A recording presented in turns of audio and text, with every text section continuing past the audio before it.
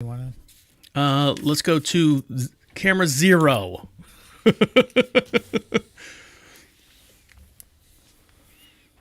that's one of my numbers I'm going to use. All right, ready? I'm ready.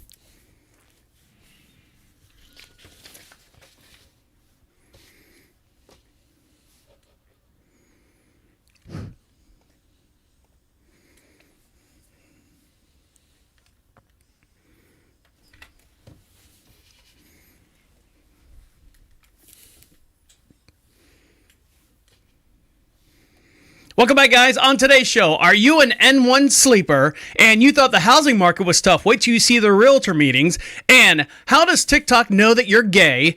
And what does IT Dan and LeBron James have in common? All this and much, much more we discuss here on Deacon Live. How are you? How are things? And over to my far right hand side is IT Dan. Yes, I'm doing very well. Rested. I'm rested. We are broadcasting from the COVIDSapien.com studios. Make sure you check them out and find out all the information from them as well. So, Dan, you say you're rested. Why are you rested? I haven't done much at all in the last week at all. You haven't done what? I haven't done much at all. I've just been goofing off.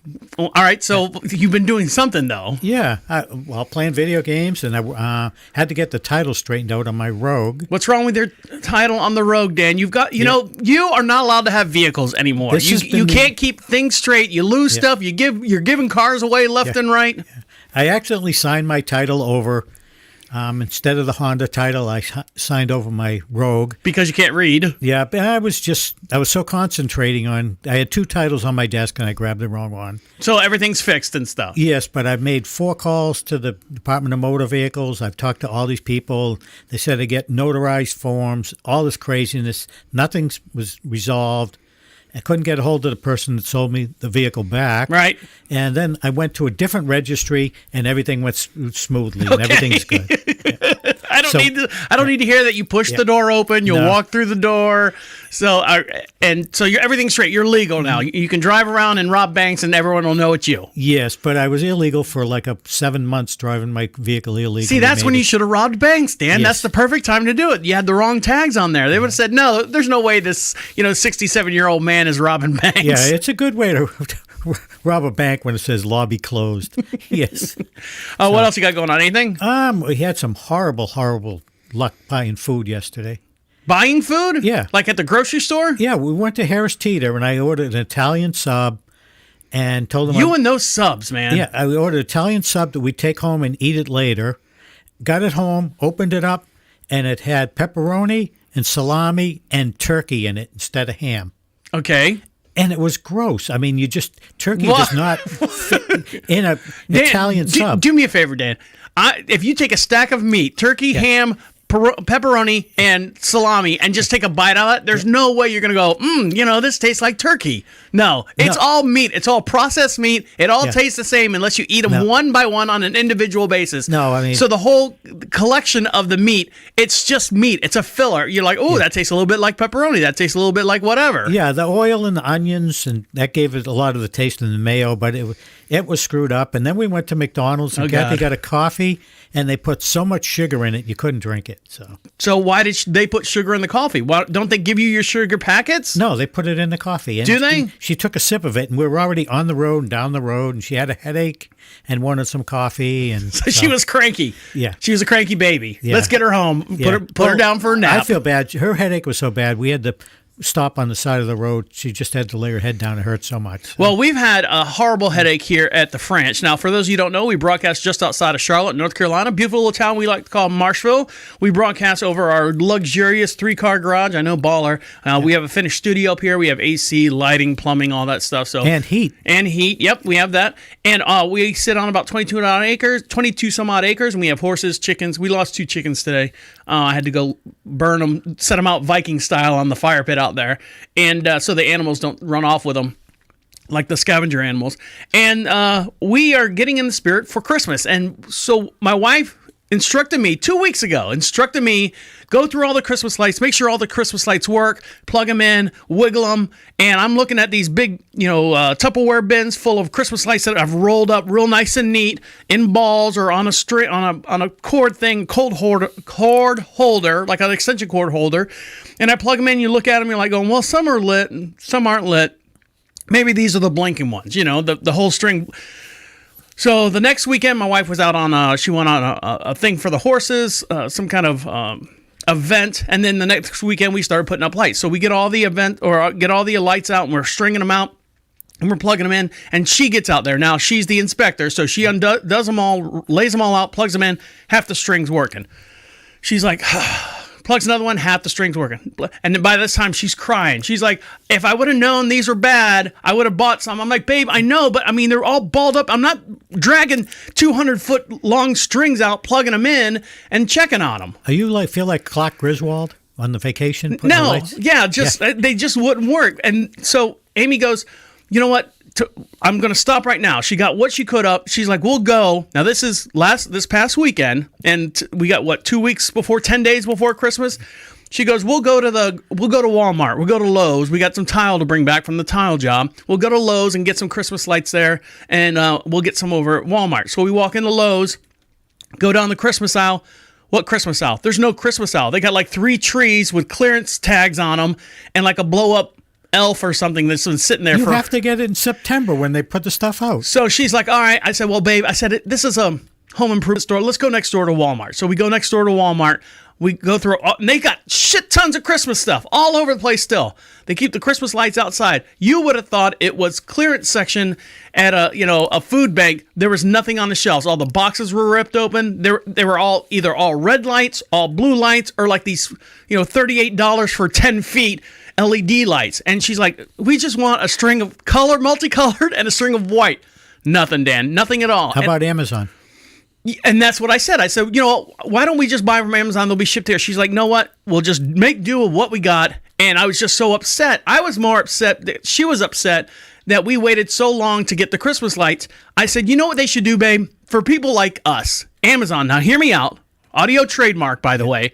They should create a package set that you would buy that says this does this many bushes, this color, and this many, eaves, this color, and have a whole kit, a home kit that would cost, let's say, $150, and it's got all the lights and stuff that you need, and boom, and you just set it on your driveway, you open it up, and just start stringing lights. They should do that. You know what we did for our house? What? We have a picket fence next to our house.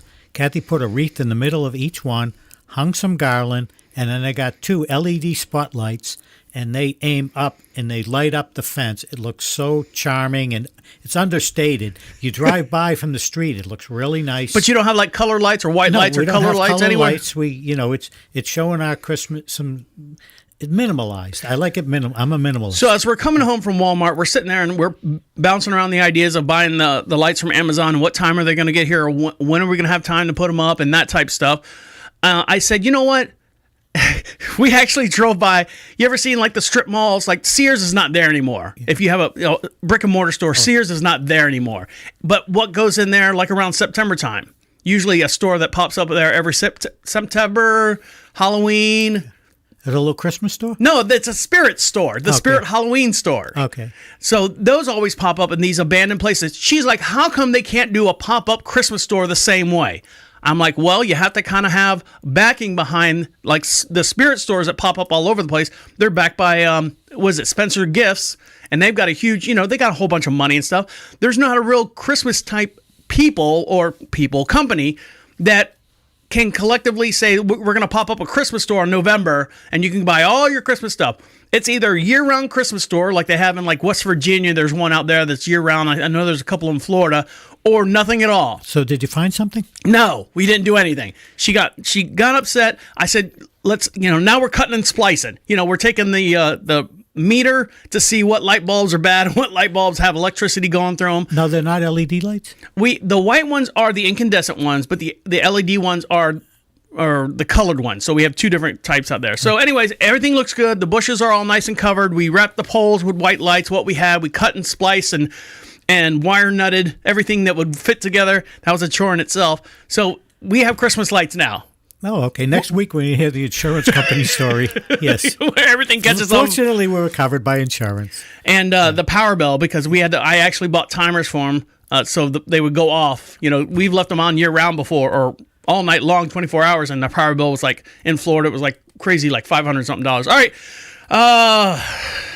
You ready, Dan? You ready to get into the show? I'm ready. All right, guys, stick around. We have a big show for you and lots to get into. And well, hold on. When you're watching movies, have you noticed that you can't hear the volume? Like, you're always like the voice, like the dialogue is really, really low compared to the rest of the movie. I'll get into why that's happening as well. Stick around. You're listening to Deacon Live right here on Prophet Radio. I'll be right back.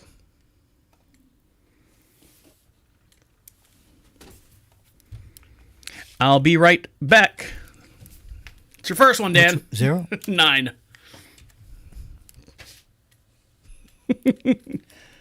Strike 1. Write that right here.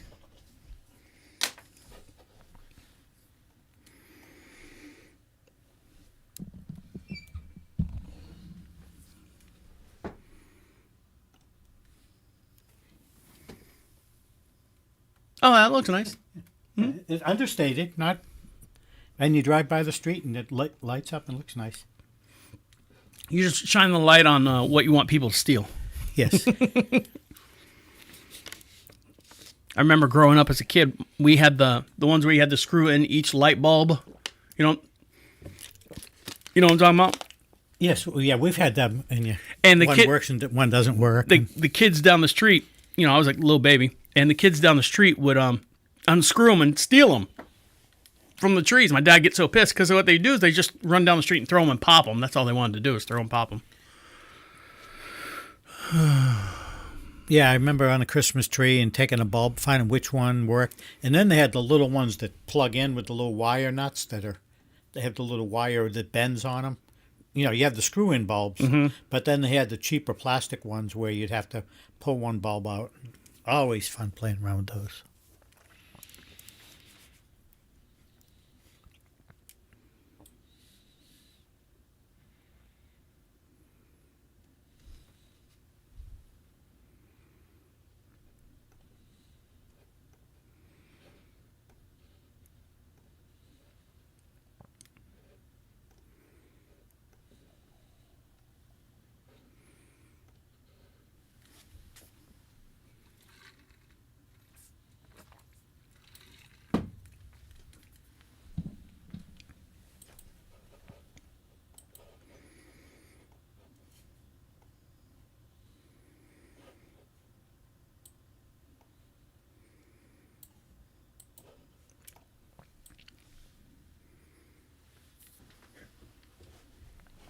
Okay, you ready?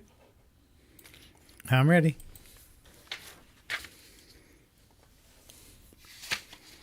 Come back to 1. Now I got to check it and make sure you're doing it right. Welcome back to Deacon Live. We are broadcasting live from the COVID. Welcome back to Deacon Live. We are broadcasting from the COVIDSapien.com studios. Don't blame the Democrats or the Republican. I haven't even had a drink yet, Dan. Trump or Biden, blame the actual culprit for this widespread virus. For more information, go to COVIDSapien.com for more information on that. And over to my far hand side is IT Dan. I'm lost my train of thought there. Yeah, I mean, it's 11 o'clock and usually don't start drinking until 12, but maybe we should make an exception. I'm getting the shakes, I guess.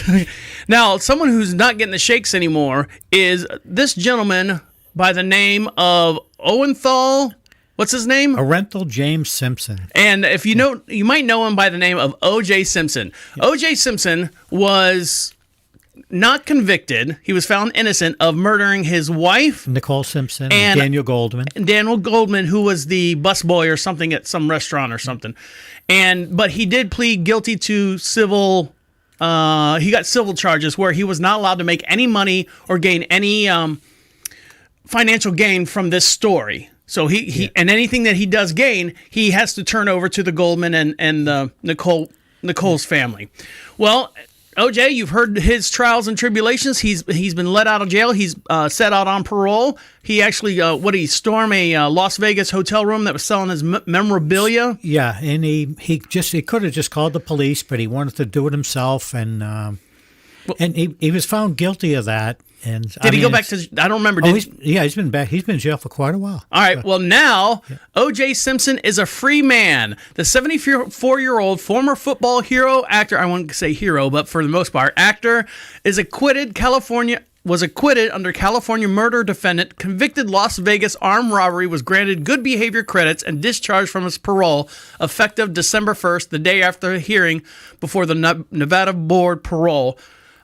Just so happens, Mr. Simpson is completely a free man now, is what they're saying. Simpson declined an immediate interview because now, since he's a free man, is he allowed now to gain monetary rights on stuff? I think he could start telling stories about his second term in jail and different things he's done, which is, I don't know how many people could be interested in it. But when I started watching football, he won the Heisman Trophy.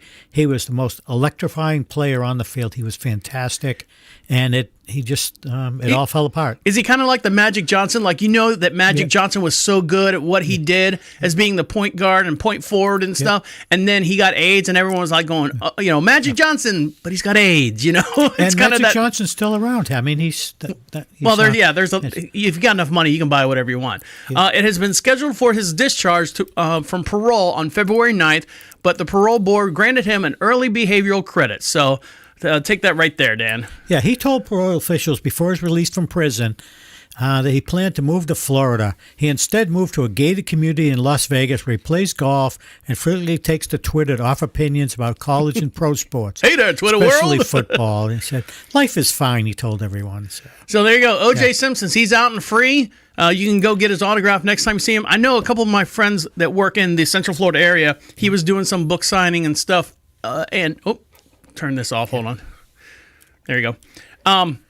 He was doing some book signing and stuff, and actually went to like their restaurant and had pictures with them. Took all pictures, smiling OJ, and it's weird that And some people will stand there and autograph and sign and give you pictures all day long for free, and some people will charge you $300 just for a signature. Well, I think the thing is, it's kind of like murderabilia.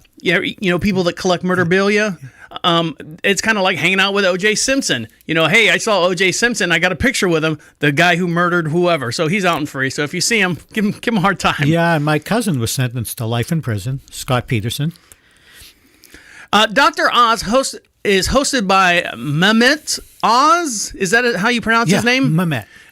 Is all coming to an end. Your favorite show, Dan, Dr. Oz, is coming to an end. After 13 seasons of the syndicated talk show, will wrap up January 14th as the host runs for Pennsylvania Senator. Yeah, and he lives in New Jersey, Does he really? Yeah, which he can't run for Senate legally. Well, hold on. Let's see. The talk show will be replaced by an hour-long version of the longtime segment, The Good Dish, hosted by his daughter, Daphne Oz. Hosting the cooking show alongside of Daphne is Gail Simmons. Oh, God. You know who she is. No, I don't know. You don't want to know. And Jamaica Pessoa. The series will premiere on January 17th, the day after Dr. Oz leaves the boat. Across all major networks, Los Angeles, New York, Chicago, Philadelphia, and Dallas as well. So audience has been loving the Daphne, Gail, and Jamaica have been serving up their dishes during weekly segments on the Dr. Oz show. So I guess it's just a small little segment that they were doing on a show and everyone loves it. And they said, you know what, Dr. Oz, you're 61 years old. Go ahead and do something else and we'll give the show to your daughter. You're done. He goes, you know what I'm going to do? I'm going to run for senator in Pennsylvania. Is anything about him living in New Jersey? He might have a second home, a second residence in New Jersey or in Pennsylvania, I would think. You would think, right? Yeah, well, now it's 2021. Everything's crazy. I know. Everything's crazy, Dan. No, I said insane. Insane or crazy. Upside down. Dr. Oz's show premiered on 2009 and won 10 Daytime Emmy Awards, which, God almighty, really? 10 Grammy Awards or Emmy Awards? Give me a break. He's a quack. Now, when watching movies, Dan, have you watched any good movies lately? Yes, I've watched some good movies, and I can tell the difference. Some shows are really good with the dialogue and the action. You don't have to struggle to hear the dialogue, but for the most part, it's really tough the way the voices are so low. It's not what I asked you, but thank you very much. I started watching Mayor of Kingston. Have you seen that series? I have not seen it It's yet. on Paramount, and it's Jeremy Renner, who's Hawkeye. Yeah, Hawkeye, and I like him. He's a good actor. And he's basically, it's a story about in this town of Kingston, Michigan, within a 10 square mile block, there are 7 prisons. I mean, prisons, like hard time prisons. And so what it is Jeremy Renner and the guy from Bloodline, who's the gentleman from Bloodline? The older guy with black hair. Anyways, everyone out there knows who he is. They're brothers, and it's a family business. And what he does is he has total control of the guards in the place. So if they need an inmate moved, hey, can you move my cousin out of this area? They pay him a small fee. They talk to the guards. The guards move everyone around. Now, on the flip side of that, the Crips run that area. You know, the Bloods and the Crips, the gangs. So the Crips run that area too, and they work hand in hand. And the rule is you don't step on my feet, I don't step on your feet, but we help each other out. And it's a really, really interesting story. They don't break the law at all because, you know, to move someone from one cell to another cell is nothing, just to keep people at peace in the yard. And sometimes they'll bring in a little tar, heroin and stuff. But, I mean, for the most part, they work together in harmony. It's a really, really good show. Now, I have no problems watching a movie like on a Blu-ray disc. You know, you put a movie in, who has a Blu-ray disc anymore? But what's happening right now, streaming services, it's getting harder and harder to hear the actual dialogue. And there's settings I've set on my little sound bar. I'm trying to hit, you know, clear sound, clear voice, center voice, all that stuff to bring the voices up in the front. And I'm like going, is it me? No, is it me? I can't hear it. We've raised the center voice on our surround sound, but my wife has so much trouble hearing that I put in a second stereo system. I have a second receiver that just has headphones, Bluetooth headphones in it. So when I turn on a show, I turn on one amplifier for me and one amplifier for my wife with her headphones, just so she can hear it. So sound designer Thomas Curley from Whiplash, Yellowstone, and a whole bunch of other documentaries has summed up the issues in one simple quote. It might fall into the realm of like the Jurassic Park thing, spending too much time realizing they can do all these things digitally which weren't available before. So what they're having a hard time doing is, I say they're having a hard time, before the audio, just like us right here, we record on an analog signal that transfers to you guys listening to us on the podcast into a digital signal. So when you do that, that's great. You have a nice transfer and stuff. But when you start doing digital to digital and all the digital sounds that you add after the show and after the movie's made and all the editing and stuff, you have all the levels set. But then you take that and compress it down into a small little ball, and then you put it on Netflix. And Netflix has no idea how to adjust the volume up and down. So you get basically this one big long wavelength file on your thing, and rather than like your Blu-ray has all these different volumes and stuff that you can mess with. Yeah, and my stuff is digital audio that I come out and it plays through 7 speakers, everything, and I still have it. And there's some shows, Yellowstone comes out great, Dexter does, but there's movies I see that are just awful. So there's some shows that have gotten a hold and gotten a grasp on how to stream the digital sound effects, the digital background, and the digital audio in a streaming format. Because normally it's like it's already boxed up for you and it's ready to go. It means someone editing it is doing their job right. And correct. I think you're correct. People are just... They just said, "Wow, it does this." You know, let me do it. Let me get the special effect in here, and they ruin it. So now, it's gonna make me subscribe. Let's see. I'm gonna just start reading right here. So, TikTok, Dan, are you watching TikTok yet? Just very little. No. Now, when you watch TikTok, what are the videos that you stop and watch from beginning to end? What are videos that you watch like from start to finish, or you just scroll? Mostly technical ones. I want to learn this or something I can do in my game to help me out, but. On TikTok? Yeah, a few of them, but I usually mostly stuff that you recommend. I don't go around and watch it. There's one guy on there who shows you a whole bunch of computer hacks, and I thought you'd be interested in that, being that you're IT, Dan. Yeah. So look for him. Maybe I'll send you the link and stuff. I'd like that. And then you'll see your news feed, like Facebook, would be all these technical stuff as far as videos. Now, this one person right here says TikTok thinks I'm gay. How could it know it before I did? Sarah Kelly was getting a divorce from her husband, a quote-unquote COVID divorce, being in the house, and they were like, I can't stand you anymore. I'm out of here.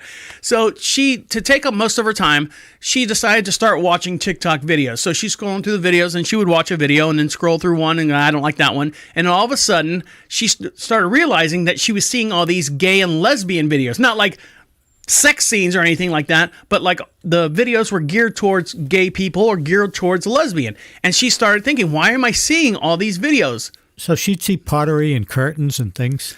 She would see like chain wallets, cut off jeans. I don't know what. I think there's algorithms that are just they'd say if you watch this video, you must like this video. Heaven forbid, when I go through my TikTok videos, and I always watch the ones that are like how to make $5,000 in 2 hours without leaving the bed or house, and I said, all right, let me find out what's going on with this. And then, for heaven forbid, I stop and it's got a girl, and like, you've seen it, guys, you've seen it up there, and she's got like a long, big, poofy shirt on, and it's like, it just plays this little song, and all of a sudden it goes pop, and then she's like in this bikini, and I'm like, oh, I thought she was going to do something cool. And then you scroll by. I watched that one video one time, all of a sudden I've got like this one comes through and this one comes through, so I have to kind of get out. I mean, I want to see the stuff that I want to see. I want to see this on my TikTok. Yeah, I find similar things sometimes with YouTube. You look at certain things and they think that you want something else. So Sarah Kelly is wondering, and she actually started thinking about it to herself. She's like, why am I seeing all these gay and lesbian videos? And then started doing some inner soul searching and stuff. And she, to this day, she just came out of the closet, but TikTok helped her come out of the closet for being gay. Not that there's anything wrong with that, but... Yeah, well, that's a good ending for her. TikTok knew it before she did. All right, when we come back, before we get into more of the show, we're going to do Up to Speed with Technology with IT Dan. Stick around. You're listening to Deacon Live right here on Prophet Radio. I'll be right back. I'll be right back. 9. I got it. Don't worry. You don't have to do it anymore, Dan. I don't want to pressure you. You got too much on your mind. I've got dementia. Did you see my results? Oh, I'll bring that up.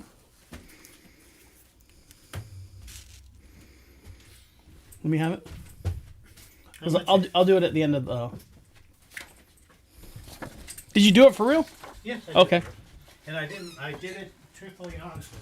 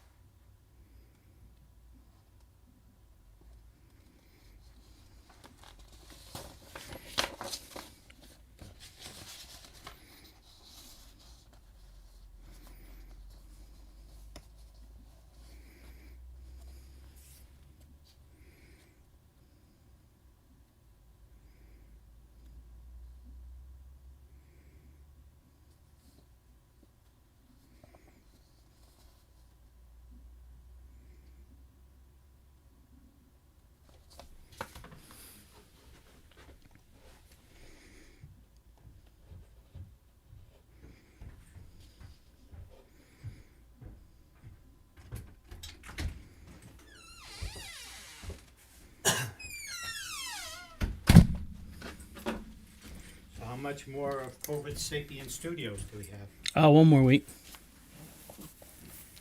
Is he talking about renewing, or you? I don't talk to him. What? I don't talk to him. Oh, okay. The only way the only way we have contact with each other is if they contact me and say, "Hey, I heard the show. Can you fix this?" Yeah. Or at the end of the thing, at the end of the podcast, I reach out to them and say, "Hey, your promotion's up. Let us know if we can do anything else for you." And that's it.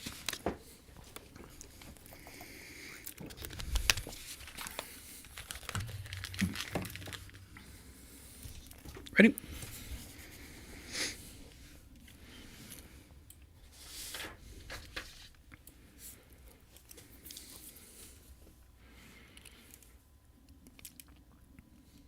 You ready? I'm ready. Okay.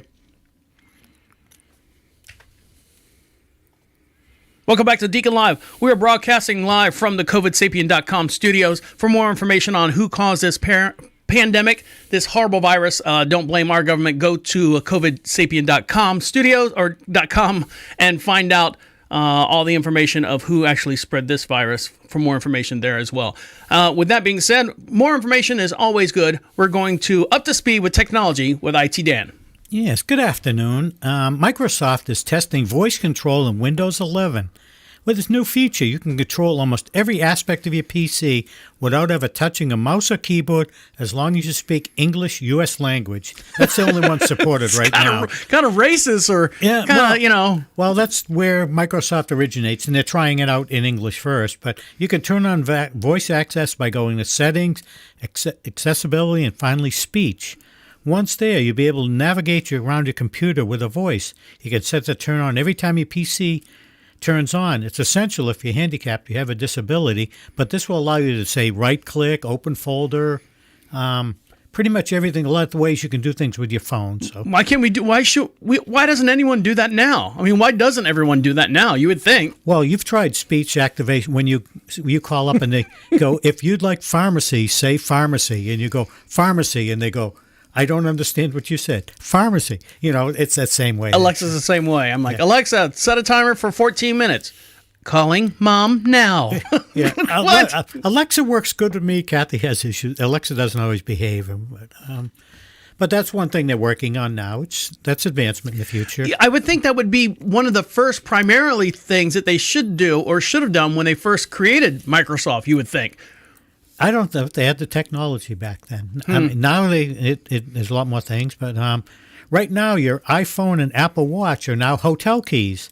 Apple and Hyatt in selective hotels are turning Apple devices into a hotel room key. You can use either an iPhone or an Apple Watch to take advantage. And not only will your iPhone or Apple Watch be able to unlock your room, but to open other key protected areas like gyms, pools, and elevators. So is that going to eliminate the front desk? No, it's going to eliminate them giving you that plastic card. Why do you even need the plastic card? Why do you need the front desk? Well, you usually don't. Well, yeah, you still need them. Because I know when I was working for the production company, I traveled the whole entire United States and stuff. When you go to check out, I just left my room keys in the room, shut the door, and I left. That was it. That was your checkout. You didn't have to do anything you didn't have to go to the front desk and turn the keys in. As long as you didn't buy TV or porn or anything like that, or the mini bar, you didn't dive into that. But for the most part, you only need the front desk to check in. Well, I think the idea of this is just instead it's going to work the same way, but you'll never leave your hotel room without your phone, but you may forget that little card and can't get back into your room. That's the or lose it. In my wife's purse. Now with all the traveling that you've done. Mm-hmm. You know what the difference is between a hotel and a motel? Motel, you can physically drive your car up to the door. It's usually one level, and a hotel has many floors. You have to take a staircase or an elevator to the second floor. No, actually, the difference is... that is the difference. No, the difference is a hotel, you access the rooms from a hallway on the inside, and a motel... you access them right from outside. There's no hallway down the middle of them. That's the difference. All right, well, that would make more sense. Yeah, because I've seen horror movies where everyone's in a motel and it's two stories. And I only found that out when I was working for different hotels, and I go, ask the guy, what's the difference? And he told me so. All right, there you go. Yeah. What else you got? How to prepare for a solar flare hitting Earth. Oh, did I scare you last week? Well, you mentioned about it, and it says solar flare is the sun sloughing off material, and it usually doesn't hit Earth just by chance. Luck's going to run out someday, but scientists estimate there's a 12% chance of a massively disruptive coronal mass ejection hitting Earth every 10 years. That's about the same likelihood as a massive earthquake hitting California. While there's nothing humans can do, to prevent solar flares, and I found out solar flares don't hurt humans. The problem, what they're going to do is they're going to hurt our electronics. Yeah, they'll disrupt everything like an EMP. Yeah, they'll disrupt everything exactly like an EMP. And a worst-case scenario, and private power companies are developing and employing technology to counter these massive power surges. So, I mean, the only thing you can do, our listeners can do, is make sure your home has a surge protector and maybe a whole house surge protector. Have them hooked up, which most people do anyway, but... So when you say solar flare, it's not like a pulse of heat; it's a pulse of energy. Yeah, it's gonna be an energy pulse, and it can wipe out. You might wipe out the internet and things like that. And it might wipe out power going to your house, but it doesn't affect humans physically. You don't get hurt by it, so it wouldn't be bad to have your survival kit ready. All right, well, my grab bag, my to-go bag. What else you got? Yes, we got that, and another thing is how you can get cell phones with share phone calls without sharing your phone number. Sometimes you may get somebody and said, "Hey, give me your phone number," and you really don't want for the person to have it. Then don't give it to them. Or it's a company. Well, say a company needs to call you for something. Yeah, you can use Google Voice. It's a free service and gives you a phone number you can use for anything. It works with domestic calls, international calls. You can use it to get texts and voicemails. So you have your regular phone that you have with your mother and all your friends and relatives. But if it's a business and you don't want them to have it, you set up. You get the Google app. You get the Google Voice app. You download it at the Apple Store. You sign in your Google account names, and then you choose a phone number with your own area code. It's like call forwarding from a dummy number. Yeah, it's a dummy number, but you won't answer it on your regular phone. You'll answer it on the Google Voice app. Oh, on the app. But it's giving you a second number, For free? Yeah, for free. And you pick the phone number.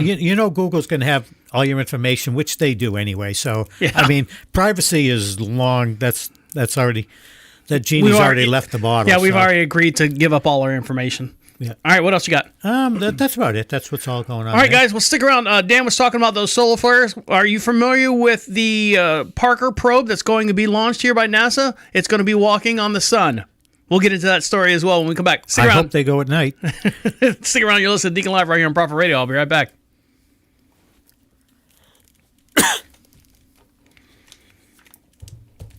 Might as well be walking on the sun. It's the police? No.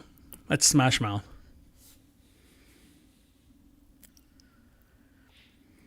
I ordered ice scrapers. I went to 2 stores today and they didn't have them. What do you need ice scrapers for? For getting the frost off your windshield. Why don't you just spray rubbing alcohol on it? I don't know.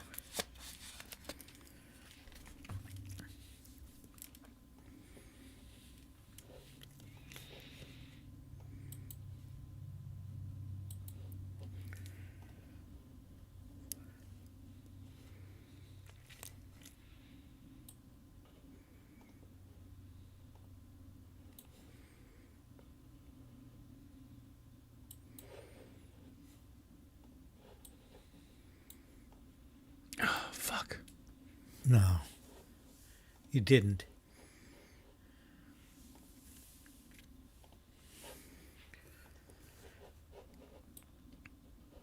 So you haven't tried a QuickBooks yet? Oh, yeah. Did you try sending an emailed bill to someone? That I haven't done yet, no. Okay. You could send me a bill for like $0. See what happens. I'll just send it to myself. Okay.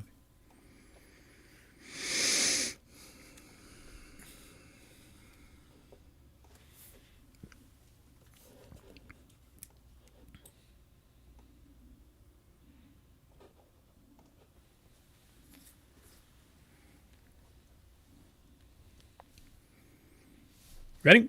Now I'm ready.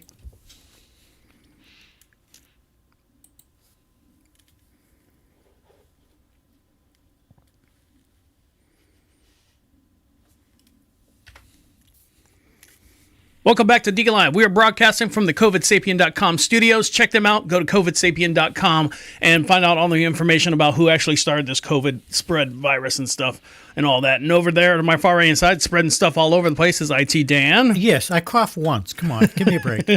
We are broadcasting just outside of Charlotte, North Carolina, beautiful little town we like to call Marshville. We sit on about 22 some odd acres. We have horses, chickens, cattle, dogs, cats, all that stuff. We lost 2 chickens. They get that thing where I know this is really riveting here. Yeah. They lay an egg just about every day. Okay. Sometimes when the chicken gets old, it'll get the egg won't come out. It'll get compacted. Yeah. So it basically just lays egg. Has an egg that builds up an egg and builds up an egg, and it can't. Oh, yeah, gotta be painful for that chicken. It kills its organs and stuff. I know. Welcome to Deacon Live, a lighter conversation. So we have to take those out and make sure that we get rid of them so the little vermin don't go out there and take them away and grab the other chickens. And probably get rid of all the bacteria too. Yeah, it does that too as well. Now, Dan, when you sleep at night, are you a good sound sleeper? Do you have like problems going to sleep or anything? No, not now that I drink wine and I have my purple mattress. Everything's fine. So everything's copacetic for you sleeping. Yeah. So right now they say that the human brain can solve harder problems right before it actually falls asleep. So this is what's happening. Have you ever had a great idea right before you fell asleep, only to forget it the next morning after you wake up? New studies say that there's a reason for that. Researchers have discovered that human experience has created this sweet spot right before they fall asleep, publishing this in the Journal of Science Advances. Now, this phase puts the mind in a liminal space between sleep and wakefulness called hypnagogia. Hypnagogia. Yeah, I said it. That's what I said. Could hold the key to helping us with coming up with great ideas. So let's see. Where's the one that I said? So read right here. Yeah, the authors of the study based their experiment on a technology famously used by inventor Thomas Edison, who reportedly napped while holding a ball in each hand. As soon as he fell asleep, the balls fell to the floor and woke him up. He said that's what he was able to recall new, bright ideas using this method. Similarly, the Paris brain researchers presented a group of study participants with a series of math problems. Then they gave the participants a 20-minute break during which they were allowed to relax in a reclined position while holding an object. If the object fell, presumably after they nodded off, the participants were asked to tell the researchers what they were thinking before they let the object go. They then were given the math problems again. And they solved it. They solved the problem. Yeah, authors have found out that those who reached what they call an N1 sleep were 3 times more likely to solve problems than those who had just simply stayed awake and tried to muscle through it. N1 sleepers were also 6 times likely to solve problems as participants who sleep in deeper N2 sleep as well. Now, Dan, you're a big fan of the afternoon nap, especially when you were at Home Depot. During your lunch break, you would take a nap, and then when you woke up from your little hour lunch break nap, you would come in the building and felt a little bit more charged, like you got... Like your brain was thinking clear. Yep, it does, and it's it's like rebooting your computer. But I have found when I'm building something at my house, and I'm not sure exactly how to do it, I'll think about it, and I will take a nap or go to sleep at night, wake up and go, aha, and I got that idea, and I said I'll do this, and usually it's the best way to do it, and I've many times I've done that. So there you go. So you're a big fan of the N1 sleeping. Yeah. Now, someone who's not a big fan of this, now working at a Home Depot. Now, Dan, I retired from a Home Depot back in 2014. I spent about 20 years there, on and off, full-time, part-time. Went up from just a normal assistant or normal sales floor assistant, system manager, department head. I've done all that stuff. So they're still in business, which is like incredible. Well, not the stores I was working at. Yeah. Now, we use a time card or digital time clock, and for a while it was your Social Security number, and they had a problem with that because if the system got hacked, everyone would have the Social Security numbers of everyone at Home Depot, and we used a Kronos system, Kronos. Now, they switched it to an employee number, which is somehow, I guess, better. Now, Kronos has recently had a ransomware attack. And how will this improve or impact your paychecks and what we know so far? So right here, Dan. Yeah, a ransomware attack striking one of the largest human resources companies could impact how employees get paid, clock in for work, and track paid time off. HR management company Ultimate Kronos Group confirmed a ransomware attack impacted several services companies used to manage their employees and payrolls. The attack, which UKG discovered on Saturday, infects the Kronos private cloud, which include Workforce Central, which we use at Home Depot, the healthcare and sections, and banking scheduling solutions. And they're working with the cyber actors to assess and resolve the situation. And they've notified the authorities, but they still haven't determined the nature and the scope of the incident. So I don't know if they're going to, how long before they get it fixed. They said that all products linked to the Kronos private cloud are unavailable, and it could take up to several weeks before this service is restored. So can you imagine that? And they're saying it's part of this Log4j, and they're having a problem with this Log4j. Are you familiar with this? I'm familiar with it, and it's something for job. It's nothing that a home owner uses. It's all large companies, and Log4j is something where they would put error logs into it. It just seems that the people who are hacking spend a lot more time trying to find things than the people who are trying to protect their own assets. And right now, the bad guys are winning. So. Well, they got a lot of time and a lot of money to back them up as well. Now, are you familiar with a U-22, Dan? No. U-22 actually has a rover. China has. How do you spell that? Y-U-T-U and then the number 2. So it's U-22. Okay. China has a rover sitting up on the moon. I had no idea that they had a rover on the moon. Did you? No, and I was looking at the moon the other day, and I didn't see a damn thing. Well, China's Yutu-2 rover, which was crossing a crater on the far side of the moon, spied a mysterious cube-like structure in November as it scanned the skyline. An unidentified structure seemed to be located about 260 feet away. I said yards before when I was talking to you. 260 feet away when the rover was traversing across the planet, or the moon, as I guess you would call it.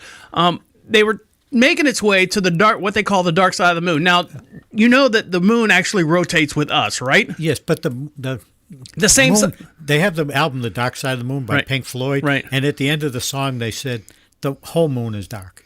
Okay, so but the moon itself, the moon rotates with us. It rotates, but the face of the moon always faces us. The same side of the face of the moon faces us at the same time. So there is no real dark side of the moon. It's just a. Anyways. I'm getting down a spiral web here. So what they said is the China had a mission called the Chang'e, Chang''E, Change 4 mission in 2018, where it reached the moon in January 2019. So they've had this rover up there, and it's been going around, quote unquote, the dark side of the moon, and looking at stuff. So when it peered out, let's see. Do I have a video? I thought I had a video here. Let's go. That looks like someone's Ring doorbell. Wouldn't be it. I had a video here. Let's see. Let's see if I can get a little bit more information on this. Now, for every podcast we also have a matching video as well, and you can see this video by going to profitradio.com, click on DeaconLive, and you can see this as well. Dan, go to 4 on this one. You ready? Ready? Here we go. Oh, I got to hit the button. Hit the button. There we go. Ready? Up, you got to unmute it. Yep. Go. Unmute it. Oh, where's the mute at? Oh, on the right here. Side.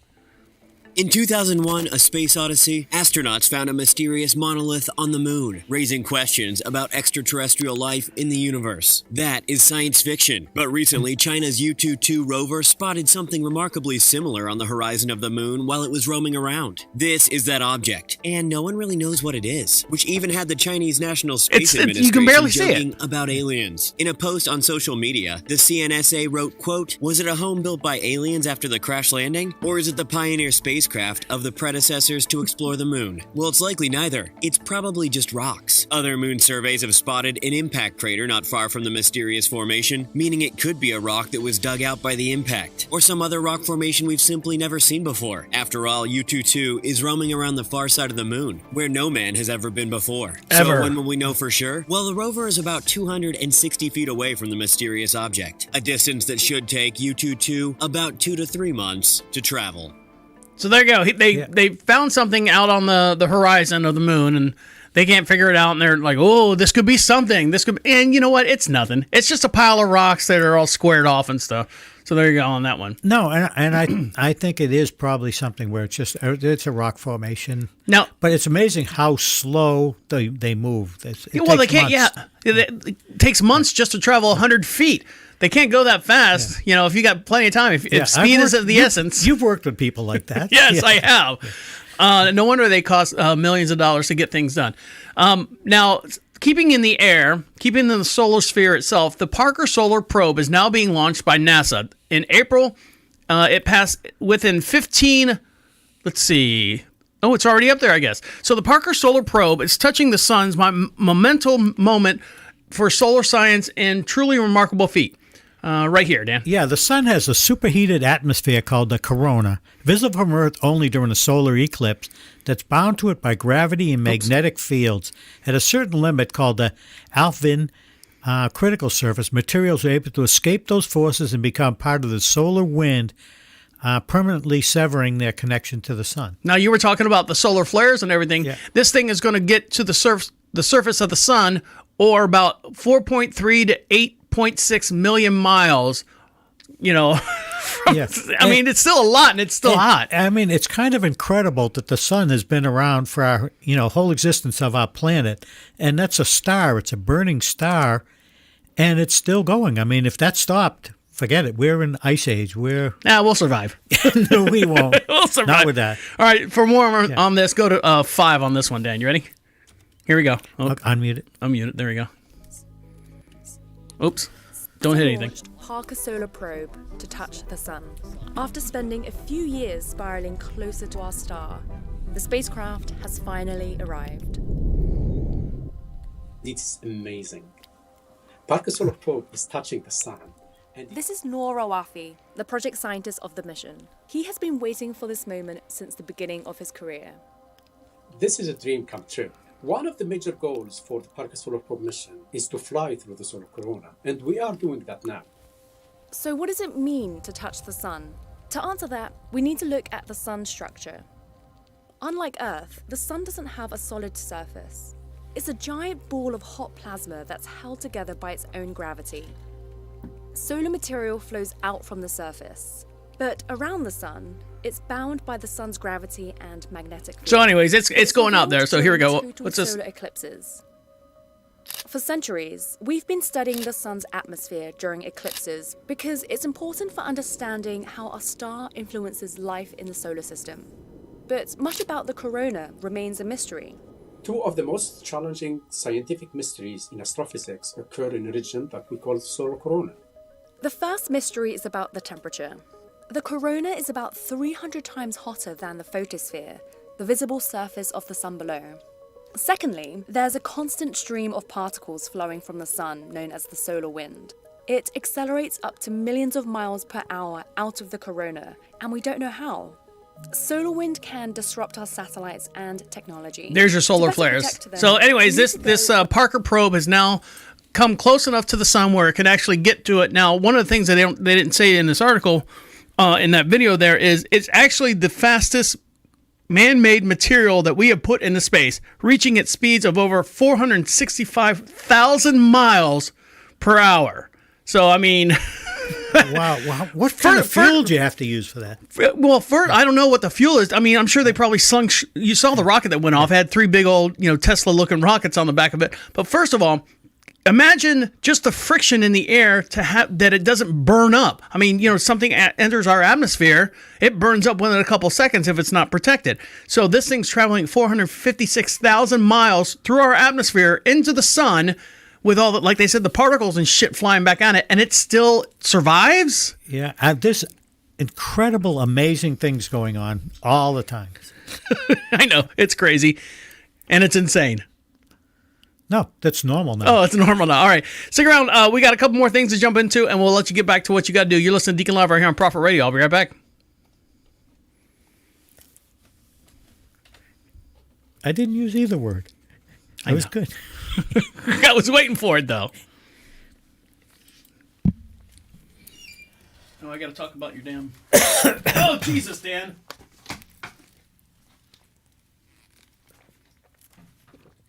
What do you want? Back on one?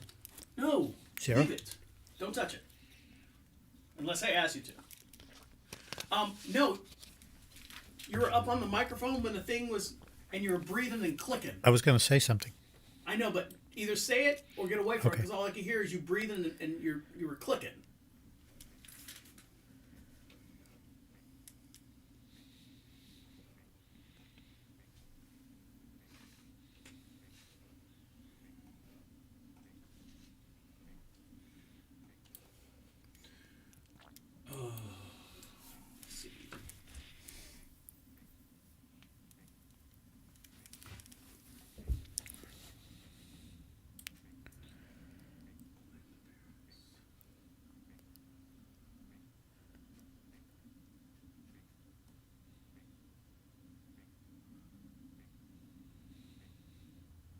Oh shit, I messed up. Oh well. What? I did the Chronos attack by accident. I pulled the article for the Chronos attack, and I meant to pull the article about the eye drops. Well, so I'll pull the eye drops now. Great. We'll have to just, our listeners will never know. We'll disguise it. It's called being a professional. It's about time.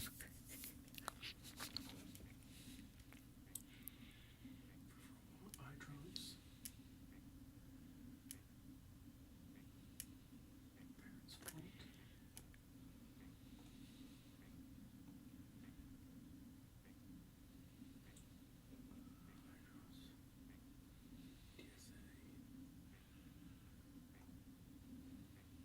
Alright, great.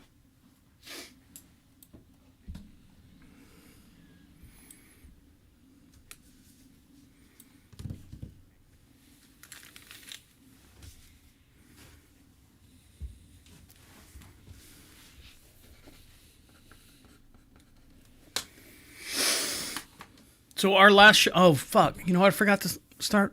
I got to promote that. We got 2 more shows left, Dan. Kathy was wondering if you're doing one Christmas week. I'm doing on the 22nd and 29th. Yeah. Yeah, okay. I said, it's like 3 or 4 days before Christmas. Not like we do anything anyways.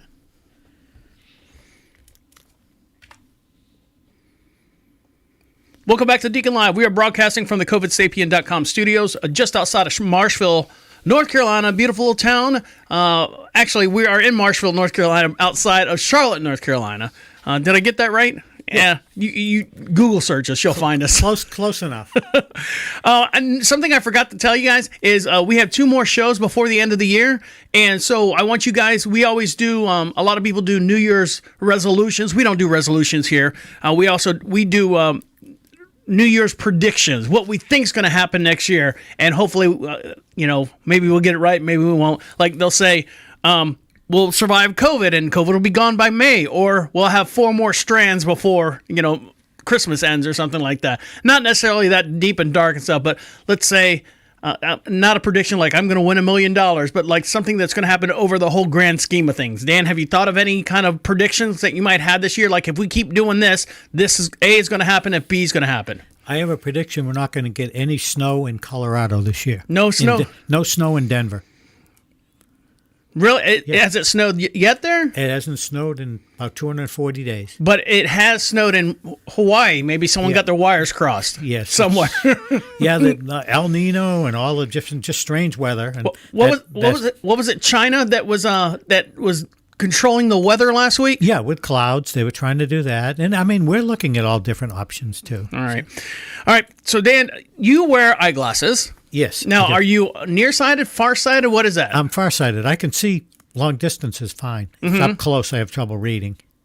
So why don't they just call it nearsighted? It's backwards. It's backwards. Well, no, farsighted means my sight works good at far distances. Okay, so farsighted is good. Nearsighted means you can't see far away. Farsighted means you can't see near away. No, farsighted means I can see far away. My far That's what I vision said. is sighted. That's what I said. Yeah. Farsighted means you can see near. Yeah. Nearsighted means you can't see far. Yeah. Okay, got it. Jesus. Is it 12 o'clock yet? I'm dying for one here. Now, studies have shown that these doctors all got together and said, you know what? We need to put these people out of business, and that's the optometrists that are out there.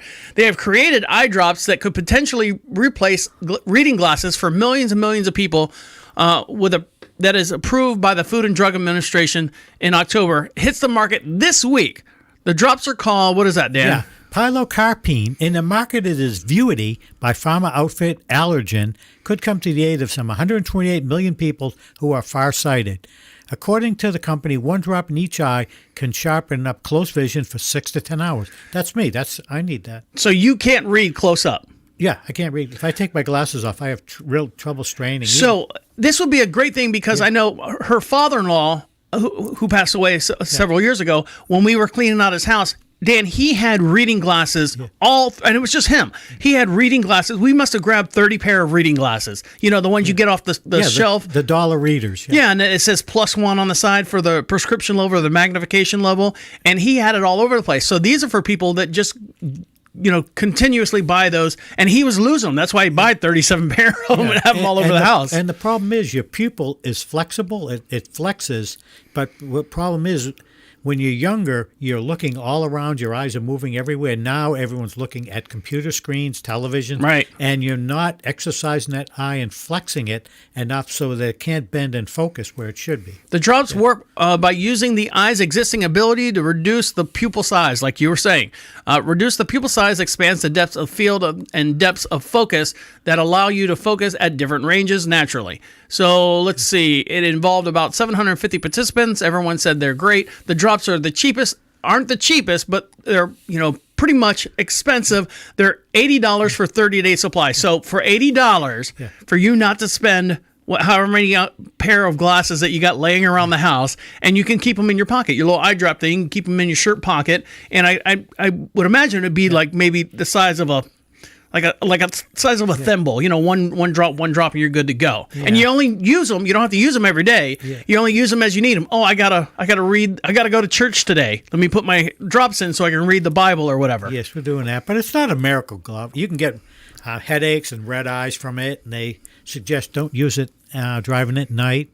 And they said they're mostly effective to people at middle age, so people above 65 like me won't see much effect. Oh, so people are still young and still going. I don't want to put something experimental in my eye. Now, we were talking about traveling the world and checking out of hotel rooms and the new protocol and everything that's going on. Dan says you're going to be able to open up your door with your iPhone and stuff. Now, one of the things that we still need as far as traveling and stuff is TSA. Now, nearly 7,500 firearms have been confiscated by the airport security TSA in 2021. This is the highest number since its inception. A whopping 5,674. What is that? Whopping 5,674 guns. Were stopped in 21 alone.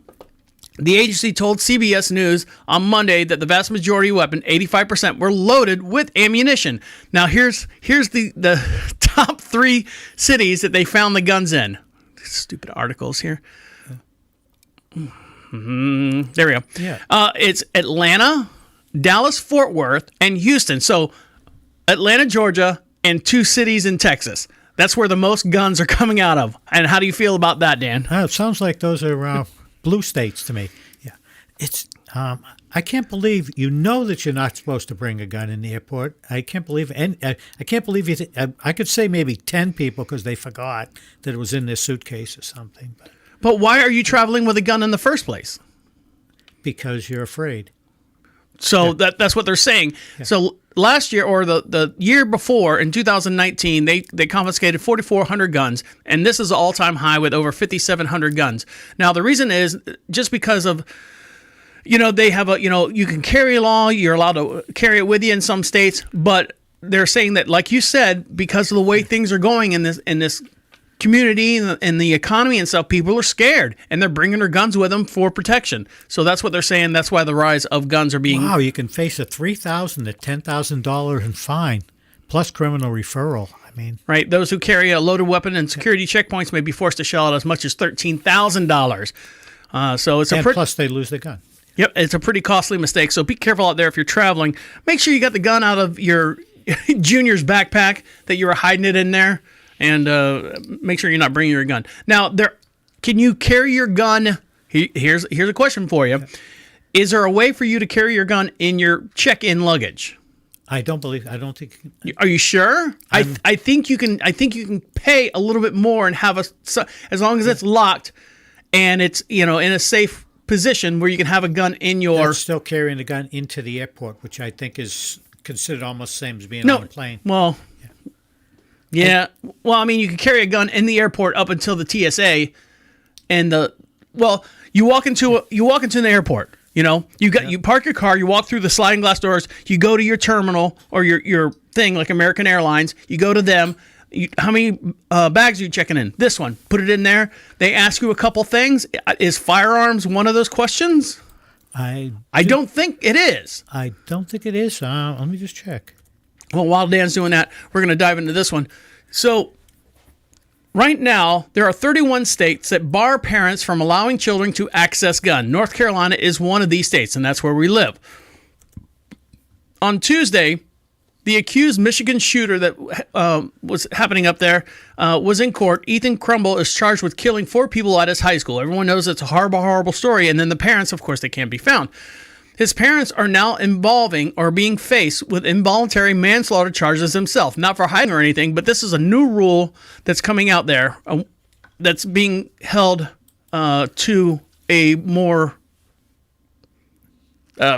court level. That if your child possesses a gun and does a crime spree, or not a crime spree, but shoots up something, the parents are responsible for the shooting in a unassisted manslaughter charge. So right here. Yeah. Yes. In North Carolina, parents can be held responsible if their child is an active shooter. Depending on the situation, more charges could be brought if the prosecutor sees fit. According to Giffords Law Center, there are no child access prevention laws at the federal level, and federal level does not generally require gun owners to store their guns safely.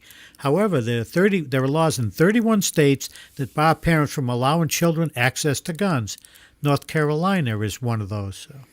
So I mean, that if you do your job as a parent and the gun is locked up and safe, you're all set. So what if the kid gets a gun from little Timmy next door and goes on a shooting spree? I don't think you're going to be responsible. So for that stuff. if the parent's gun, Yeah, like and if I have a yeah. gun here, Yeah. and if I had little Timmy, if I had a child and little Timmy grabbed the gun and went on a shooting spree, I'd be held responsible. Yes, Travis Jr. would be held responsible. I want to. You may transport unloaded firearms in a locked, hard-sided container as checked baggage only.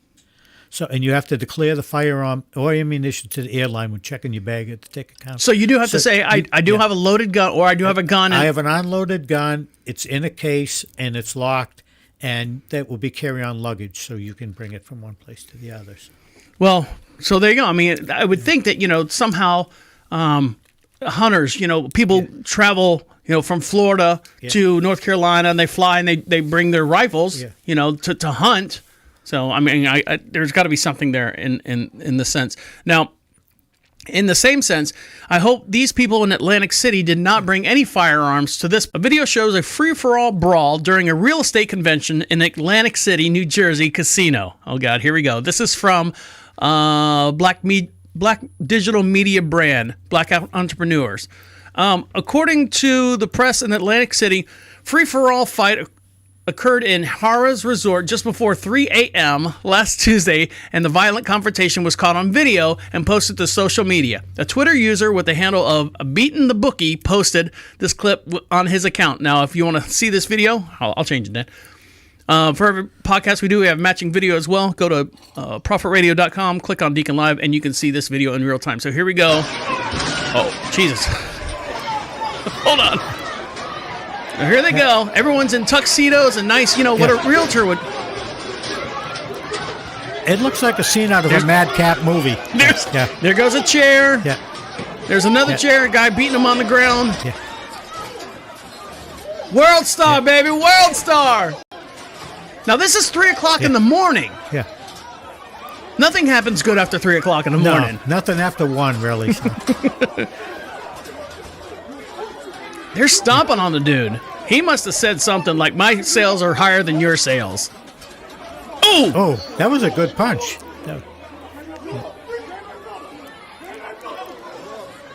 And you would think that these people would have some type of, get out of there. But instead of people breaking it up, they're all, let's see who can get the best video. Jesus. Footage of the brawl shows various men in suits pummeling each other and reportedly not giving any reason for the incident taking place. One man was seen hitting another one with a chair, and other people were also seen hitting, punching, kicking, jumping as a man laid down on the ground to protect himself. There was only one security guard in uniform. He didn't look like he was doing much of anything. Local police will summon to the Harrah Resorts on Tuesday in the skirmish at 2:49 a.m. Jesus. But they stated that the fight had already ended up by the time that they got there at the casino.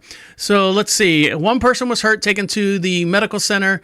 Injuries weren't life-threatening, and they also said the real estate convention was taking place, which had hundreds of mortgage lenders, realtors at lenders, realtors. Behave yourself out there. I know it's a tough market. There's no need to be beaten over anyone.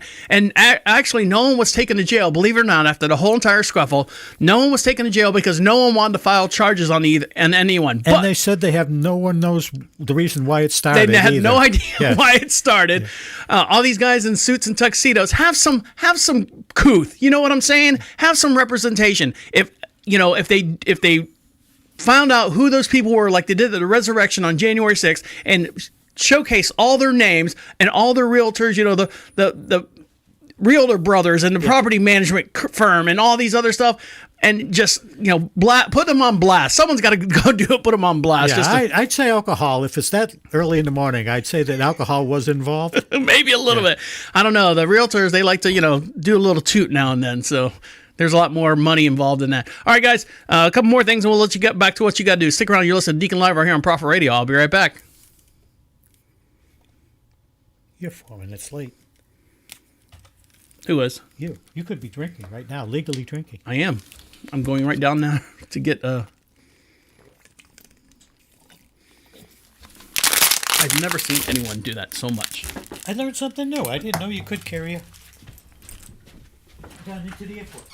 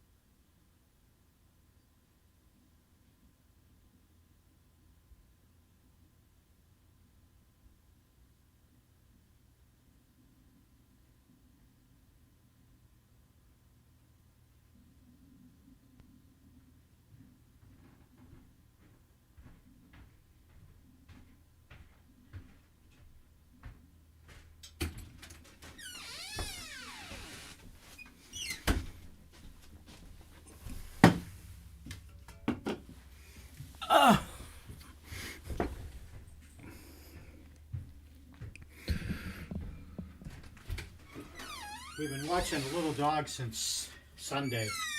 I got to get up. When I get up in the morning, I have to go out when it's freezing cold outside, like 27 degrees, and walk the dogs. Why don't you just let the dog outside? Because we're responsible for them, and we have, we don't have a fence around our yard. Oh. We don't have 22 some odd acres. Where are we at here?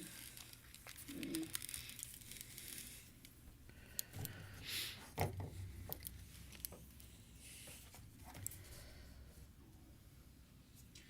think I can trim it.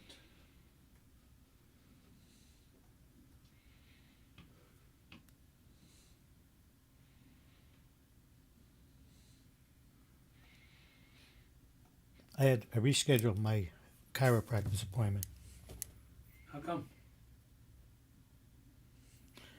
because I had you wanted to do the show early, and my appointment was at 10 o'clock. I wouldn't get here till like 11:30 or something. So So what did you reschedule it for?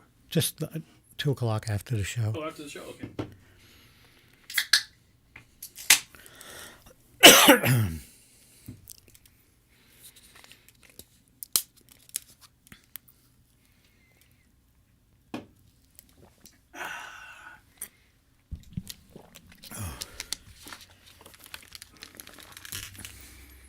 And I'm waiting for Witcher to start. Yeah, I'm not watching that. Horrible. First season, like the first 3 episodes were really good, and then the 4th episode was like, all right. Then the 5th episode, you're like, all right, cool, I get to see that chick's boobs. And then you see him like doing all the nasty sex things, and then episode 7 was like, all right, more boobs because this is boring. And then episode 8 and 9 was just, and I was like, all right, I'm done. And she was the one. I'm surprised Disney hired her. She was the one who did the new Cinderella spinoff for Disney. The the girl I'm talking about, right? From the first Witcher. The one who played the black hair. Yeah, the one who was like all hunched over, and then she got really, really pretty, and she was all naked and stuff. Yeah. She's the one who played Cinderella in the new Cinderella movie. Oh, it's Sorella or something. I don't know. Yeah.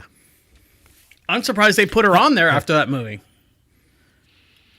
Well, Netflix isn't Witcher isn't a Disney one. Right, but I mean, just her choice in roles that she had. You wouldn't put. Linda Lovelace. You wouldn't put like Samuel L. Jackson in Pinocchio. Oh. I bet you if I look up and said Samuel Jackson was in Pinocchio. Well, actually, I take that back because Samuel L. Jackson was in Star Wars, which is owned by Disney. Yeah. So I take that back. But you wouldn't have him in a children's movie, motherfucker. All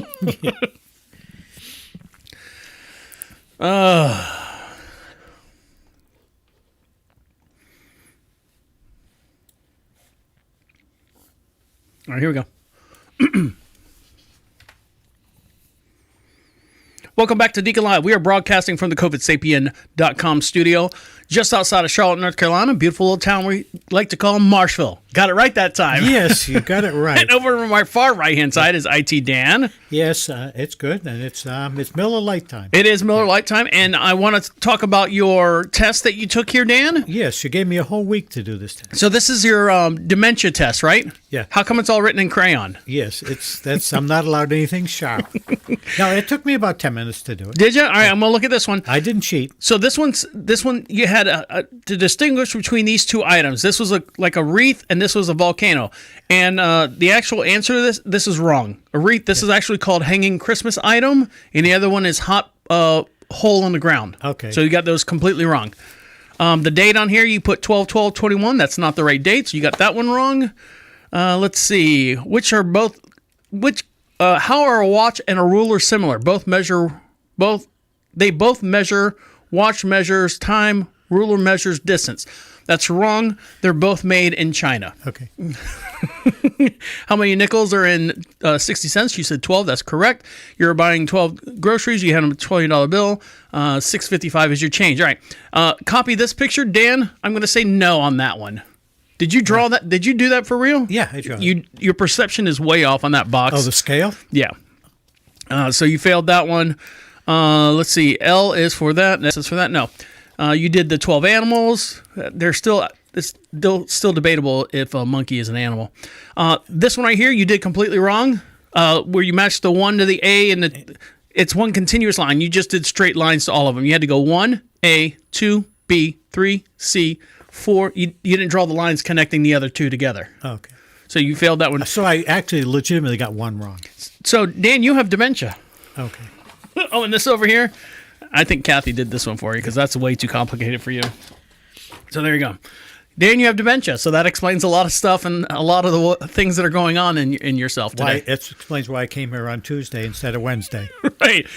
Now, Dan, you want to make a little money? You know, we're always looking for a free scam. I love those, like I said, on TikTok, those how to make $5,000 in 22 seconds with all these, go to this website and click on this and copy this and paste this and then sit back and watch your money come in type deal. Yeah. Well, I got the lawyer contacted me towards that chicken lawsuit, and I'm waiting for the money to come in for that. Okay. And did it give you a price tag on that or how much you're getting? No? All right. Well, right now, Philadelphia cream cheese. Do you like those, Dan? No. You have that? You don't like them. What do you put on your bagel?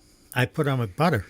You know that. No, you know that very well because you gave me frozen sticks of butter to put on my bagel. Well, you didn't ask for any. You just said butter. You didn't say what condition the butter had to be in.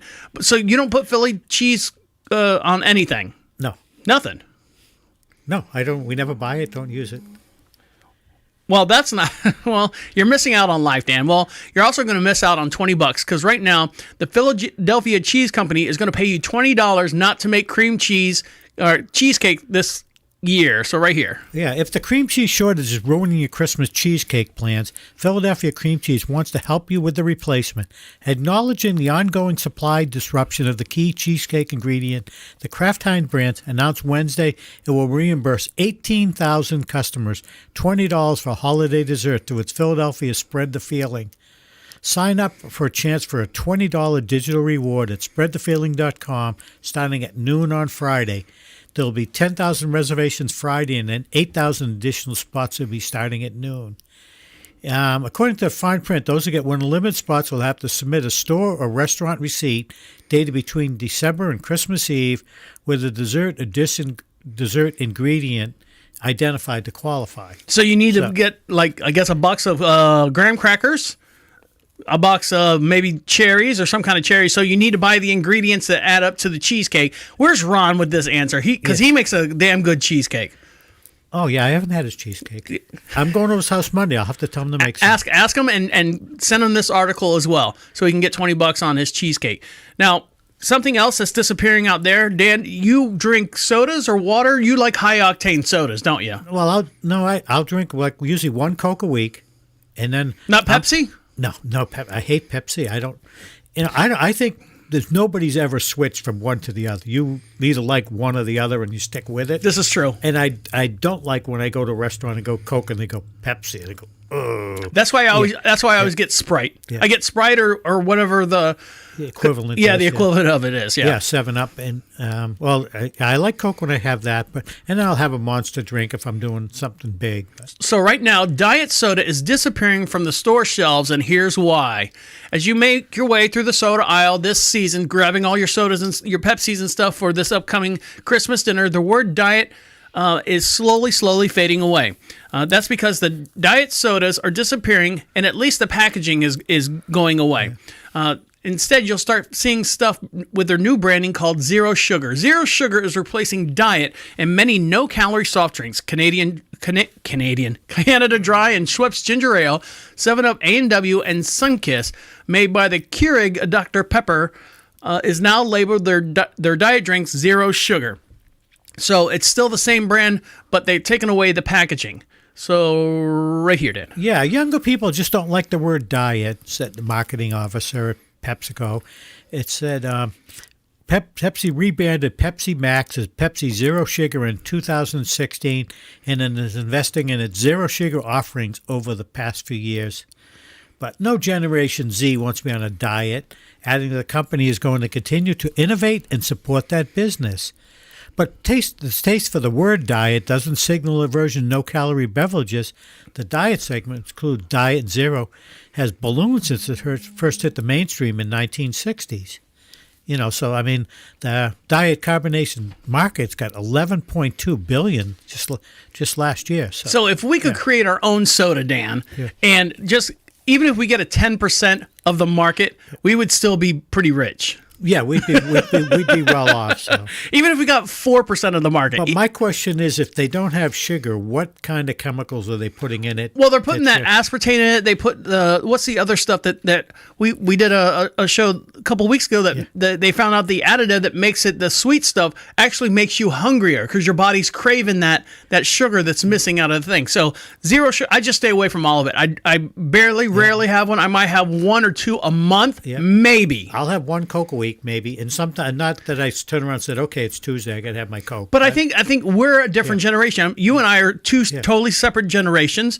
I grew up on my mom would just drink Diet Pepsi all the time. That's all we had in the house was diet, diet, diet. You probably didn't have, as a kid growing up, having diet sodas because they didn't come out until like the 60s, and they were real popular. We didn't have anything to drink except water and milk. Water and mud. We had no tonic in our house. It wasn't until I got my driver's license that I could venture out into the world and get Coca-Cola.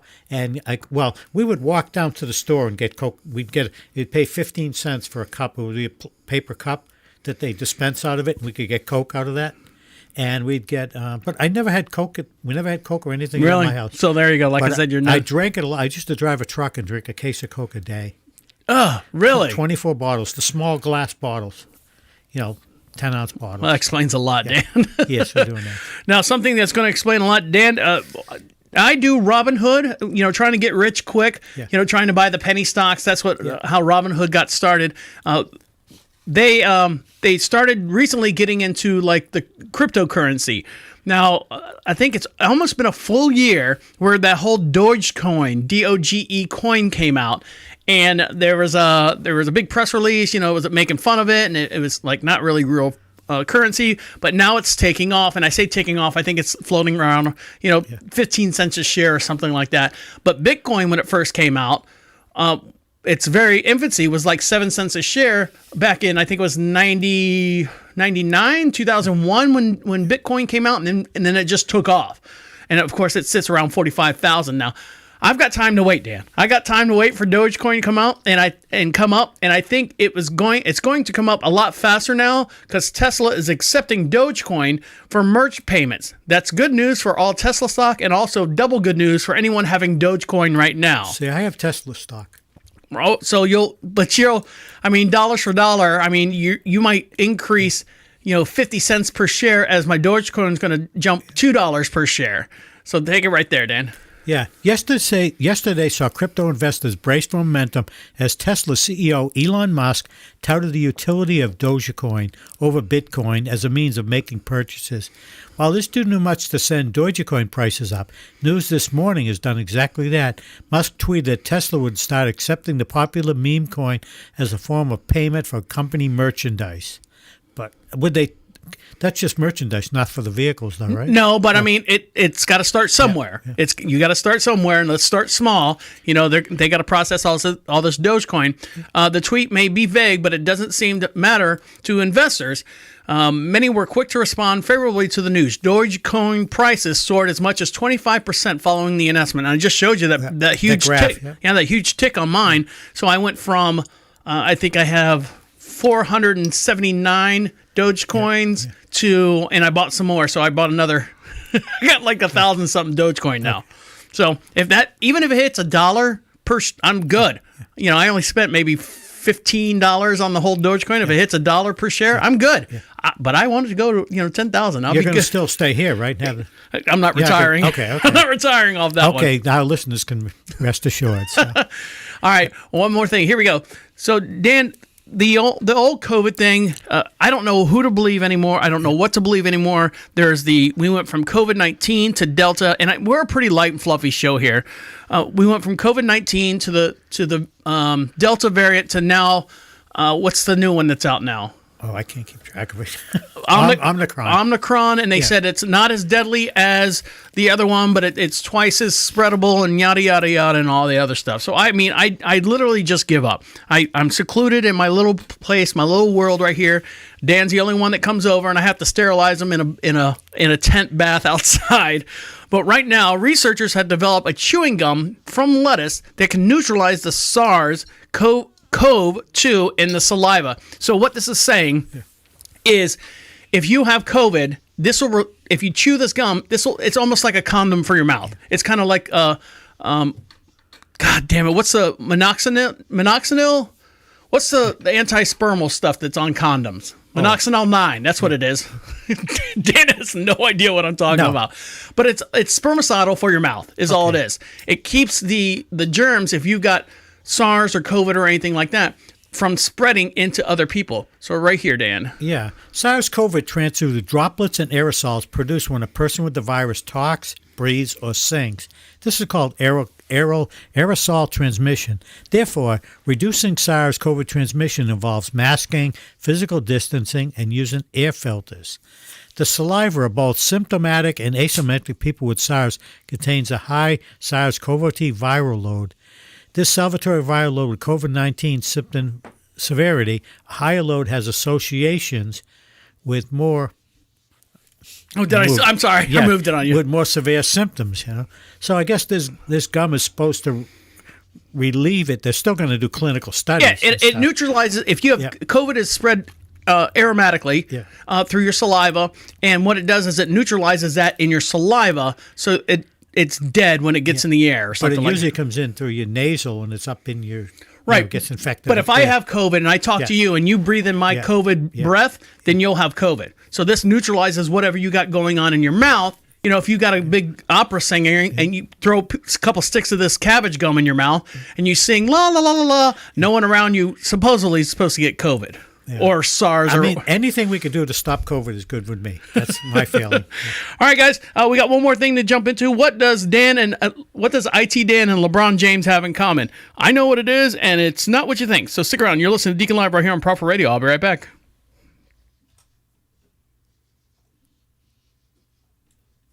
Yeah, and I mean, only thing I could think of would be birthday. We're not cousins or anything. No, you're not cousins. Or identical cousins.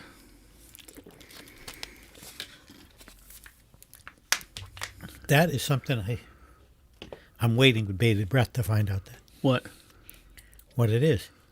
All right, well, don't look at the article then when I pull it up. No, I'm not.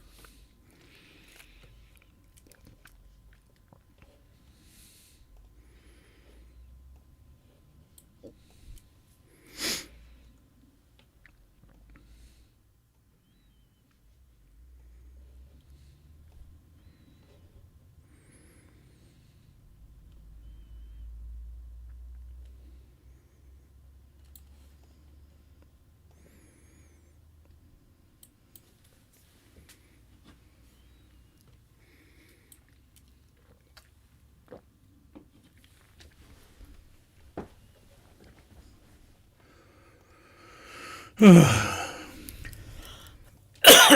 Jesus. You ready? I'm ready.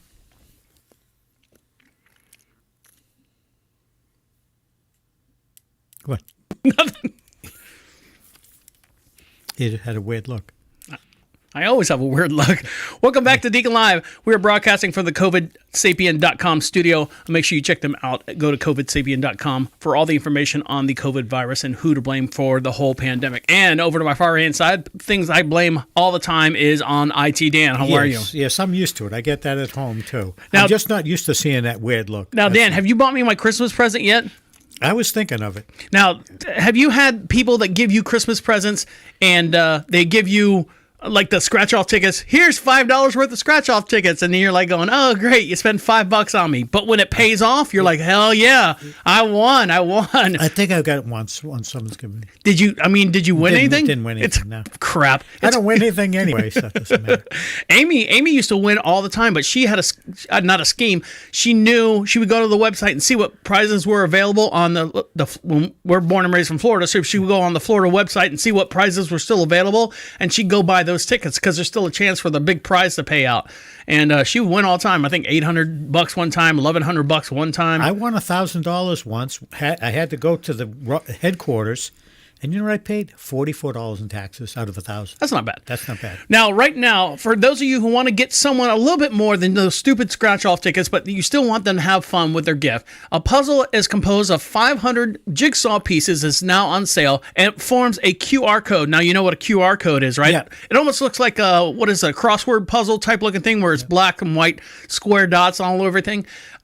Once you've completed the whole entire QR puzzle, you scan it with your smartphone. Now, I guess everyone's different, or every puzzle's different with a QR code, and then you send it in with a secret prize to the website where you bought the QR puzzle from, and you have a chance of winning, let's see, $30, $40, $50, or the grand prize of up to $1 million. And the way you do that is, let's see, $1 million prize for sale for $25 for the holidays. And let's see, does it say what website to go to? Shop.tmz.com, which is the same place that was selling that stupid drone thing. That stupid drone thing, yes. And no one has sent me any pictures of those drones. No one has sent me anything like that.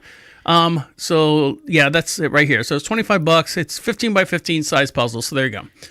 So get those in. And something I forgot, I keep forgetting to say get these in, is get your New Year's predictions in. And the way you do that is go to profitradio.com, click on Be Heard. There's a little blue bar, opens up a microphone on your tablet, your smartphone, your computer, wherever you're listening to us at.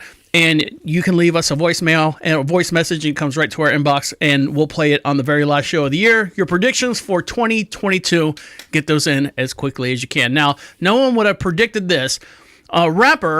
Rap artist Flavor Flav nearly crushed to death by a rock. Now, when I say a rock, I'm talking about a huge boulder. Driving home in Las Vegas from Las Vegas to Los Angeles nearly turned deadly for Flavor Flav. Now, you don't know who Flavor Flav is, right? No, I'm not. If I show you a picture of him, do you recognize him? He's the guy with the big clock around his neck. They all look the same. I can't. The rappers all the same. Dan, that is a horrible thing to say. Yeah. You take that back right now. Okay. I'm sorry. Flavor Flav is completely different than everyone else. He's got a clock around his neck. Okay, that's how you can tell apart. And he's got gold. I think he's got gold teeth. He did it one time. So he was driving down the road, and right in the middle of a rainstorm that just happened, freak accident in Las Vegas. He was driving around one of the mountains and stuff, and a rock slide, came down. All the boulders came tumbling down, and slammed into the side of his car. If he was 5 feet forward or 5 feet back, he would have been crushed by these boulders. So let's see, right here. Yeah, the rep went to say if Flav had been just a few feet in another direction, the boulder would have killed him. The rapper is physically fine, though mentally shaken up. His car was totaled, but his team was able to get AAA to the scene, and he was safe. He was mentally shaken up before this whole thing happened, I'm sure. Yeah, I mean, there was a guy from Electric Light Orchestra, and one of those round bales of hay rolled down a hill and landed on top of his truck and killed him. Really? Yeah. Squished him dead? Squished him dead. Dead as a doornail. All right. Now, what does Dan and LeBron James have in common? Now, Dan, you said that before you go to bed every night, I drink a glass of wine. LeBron James also does the same thing. LeBron James says he drinks wine every day, and he believes it's good for his heart, and here's what scientists say as well. LeBron James said he drinks wine every day because once his heart's good, it's good. Well, he heard it was good for his heart once. I guess one time they told him. Wine does contain antioxidants and resveratrol, which lowers the cholesterol and prevents blood clots. By drinking too much alcohol every day can ultimately cause more damage to the heart than good, but we'll go on from there. And I'm betting he drinks wine that's more expensive than the cheap crap I drink. Right here. So take it. Yeah, the 36-year-old NBA superstar told ESPN he regularly drinks wine and is still able to play the best basketball of his life and does so for the benefit of his heart. I've heard it's good for the heart, he said. Listen, I'm playing the best basketball of my life, and I'm drinking some wine pretty much every day. Whatever it is, I'll take it. It's a common myth in health that has some seeds of truth, but experts say that it might not be. So I drink it every night. I do so I can go to sleep. Now, do you drink red wine, or what do you drink? Red wine. Oh, I cannot drink white wine. It's too. Really? Yeah. See, I'm the opposite. I can't drink any wine. I can't stand wine. I wish I could. I've always envied people that could sit there and drink a glass of wine and enjoy a glass of wine. I drink it and I'm like, I just can't. My wife drinks wine. She doesn't drink it regularly, but she likes a nice white wine. You know what the most popular wine is? What's that? I want to go to Florida. Oh, you don't like people who whine. All right, guys, we're going to let you get back to what you got to do. Make sure you follow us on all your social networks. And the way you do that is go to profitradio.com, click on social contacts. You can find us on Twitter. You can find us on Twitch. You can find us on YouTube and all your social networks as well. Get your predictions in for the new year. Go over to Profit Radio, click on Be Heard, opens up a microphone. You can talk right into your device, sends it right here to us. And don't forget, the best or the worst Christmas songs played by the best hard rock bands and R&B artists and rap artists are played on Profit Radio as well. On behalf of